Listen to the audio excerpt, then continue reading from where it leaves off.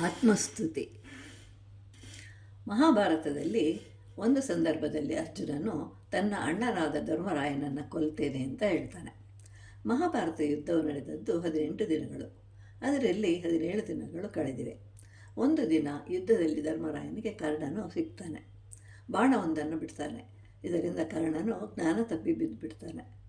ಕೂಡಲೇ ಮತ್ತೊಂದು ಬಾಣ ಬಿಡೋದಕ್ಕೆ ಸಿದ್ಧನಾಗ್ತಾನೆ ಧರ್ಮರಾಯ. ಆದರೆ ಕರ್ಣನು ಜ್ಞಾನ ತಪ್ಪಿ ಸಾರಥಿಯಾದ ಶಲ್ಯನ ಮುಂದೆ ಬಿದ್ದಿರ್ತಾನೆ. ಅಲ್ಲದೆ ಕರ್ಣನನ್ನು ತಾನು ಸಂಹರಿಸಿದರೆ ಅರ್ಜುನನು ಮಾಡಿದ ಶಪಥ ವ್ಯರ್ಥವಾಗತ್ತೆ ಅಂತ ಹೇಳಿ ಬಾಣವನ್ನು ಬಿಡಲಿಲ್ಲ. ಆದರೆ ಇನ್ನು ಸ್ವಲ್ಪವೇ ಸಮಯ ಕಳೆದಿದೆ. ಆಗ ಧರ್ಮರಾಯನು ಕರ್ಣನ ಕೈಗೆ ಸಿಗ್ತಾನೆ. ಈಗ ದೊಡ್ಡ ದೊಡ್ಡ ಬಾಣಗಳನ್ನು ಬಿಡ್ತಾನೆ. ರಥವನ್ನು, ಬಾಣಗಳನ್ನು, ಸೈನಿಕರನ್ನು ಎಲ್ಲವನ್ನು ನಾಶ ಮಾಡ್ತಾನೆ. ಧರ್ಮರಾಯನು ಈಗ ಅಸಹಾಯಕ ಸ್ಥಿತಿಯಲ್ಲಿರ್ತಾನೆ. ಕೊನೆಗೆ ತನ್ನ ಶಿಬಿರದ ಕಡೆಗೆ ಓಡಿ ಹೋಗ್ತಾನೆ. ಈ ವಿಷಯವನ್ನು ತಿಳಿದು ಕೃಷ್ಣಾರ್ಜುನರು ಧರ್ಮರಾಯನನ್ನು ವಿಚಾರಿಸಲು ಹೋಗ್ತಾರೆ. ಹೀಗೆ ನಮ್ಮ ಜೀವನದಲ್ಲಿಯೂ ಕೂಡ ಇಂತಹ ಸಂದರ್ಭಗಳು ಬರ್ತಾ ಇರುತ್ತೆ. ಆದರೆ ನಾವು ಅದನ್ನು ಕೈ ಬಿಡ್ತೇವೆ.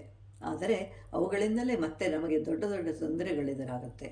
ಆದ್ದರಿಂದ ನಮಗೆ ಎದುರಾದ ಸಮಸ್ಯೆಗಳನ್ನು ಆಗಲೇ ಬಗೆಹರಿಸಿಕೊಳ್ಳಬೇಕು.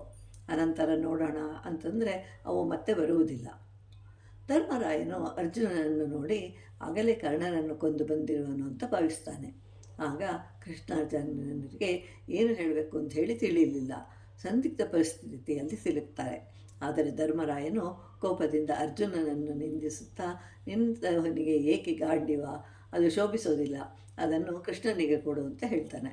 ಆಗ ಕೃಷ್ಣನು ಇಬ್ಬರನ್ನು ಸಮಾಧಾನ ಮಾಡಿ ಅರ್ಜುನನಿಗೆ ಬುದ್ಧಿ ಮಾತುಗಳನ್ನು ಹೇಳುತ್ತಾ, ಪರನಿಂದನೆಯನ್ನು ಮಾಡಿದರೆ ಅವನನ್ನು ಕೊಂದಂತೆ ಅಂತ ಹೇಳ್ತಾನೆ. ಮತ್ತು ನಿನ್ನನ್ನು ನೀನು ಹೊಗಳಿಕೊಂಡರೆ ನಿನ್ನನ್ನು ನೀನೇ ಕೊಂದಂತೆ ಅಂತಲೂ ಹೇಳ್ತಾನೆ. ಯಾರಾದರೂ ಅರ್ಜುನನಿಗೆ ಅವನ ಗಾಂಡೀವವನ್ನು ಕೊಡಲು ಹೇಳಿದರೆ ಅವರನ್ನು ಕೊಲ್ಲುತ್ತೇನೆ ಅಂತ ಹೇಳಿ ಪ್ರತಿಜ್ಞೆಯನ್ನು ಮಾಡಿರ್ತಾನೆ. ಆದ್ದರಿಂದ ಈಗ ಧರ್ಮರಾಯನು ಅಂತಹ ಮಾತುಗಳನ್ನು ಮಾತನಾಡಿದ್ದರಿಂದ ಅವನನ್ನು ಕೊಲ್ಲಬೇಕು ಅಂತ ಹೇಳಿ ದುಃಖಪಟ್ಟಾಗ ಎಲ್ಲದಕ್ಕೂ ಪ್ರತ್ಯಾಮ್ನಾಯ ಇದೆ ಅಂತ ಹೇಳಿ ಆತ್ಮಸ್ತುತಿ, ಪರನಿಂದೆಯ ಬಗ್ಗೆ ಕೃಷ್ಣನು ಅರ್ಜುನನಿಗೆ ವಿವರಿಸ್ತಾನೆ.